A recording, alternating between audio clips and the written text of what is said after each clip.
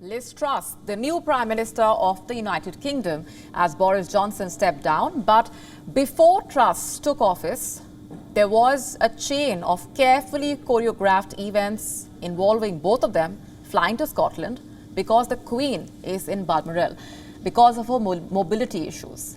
But while Truss and Johnson were heading to the same destination, the two leaders were flying in separate planes, thus doubling the carbon emissions of both their journeys. The two are expected to fly on private jets. The carbon footprint of a flight from London's Heathrow to the Aberdeen International Airport is around 196 kg of carbon dioxide. And compared to that, a train journey from London to Aberdeen emits around 29.5 kilograms of carbon dioxide. And the reason why they are traveling on different flights is understandable. There are security issues involved, especially as a country's prime minister and the successor. But flying on a private jet for such a short distance is not really necessary. Truss could have taken a commercial flight or even a train up to the destination. According to independent studies, a single private jet can emit 2 metric tons of CO2 in an hour.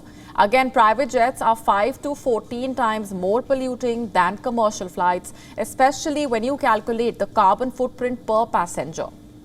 Secondly, the UK is in the middle of a massive cost of living crisis, showing some energy. Sobriety right now is the need of the hour. But this is not the first time Truss has done this. As the Foreign Secretary, she flew by a private jet to Australia. This was at the cost of over £500,000 to the taxpayer. So instead of using scheduled flights, she took a private jet halfway across the continent. And not just the cost, the carbon footprint was also massive.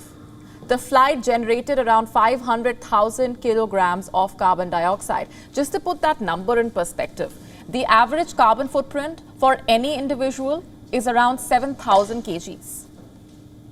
But it's not just politicians who are being called climate criminals, quote unquote. Celebrities have repeatedly been called out for their excessive use of private jets. Earlier this week, French football club Paris Saint-Germain was called out for their short-haul hop. It was because of a private jet that they took. And I also want to tell you that Nantes, the location, is just 380 kilometers away from Paris. So the PSG players could have taken a train. The journey would just take 2 hours and 45 minutes, but instead they opted for an aircraft. The PSG management has defended its decision to fly the aircraft back to the nation's capital. The club officials say outgoing trains were unavailable after their late victory on Sunday night. Climate activists also slammed the PSG star Lionel Messi for his use of private air travel. From June to August, Messi took 52 flights with his private jet. The total carbon emissions standing at around 1.5 million kgs of carbon dioxide. And that is how much a single French person would be responsible for in almost 150 years.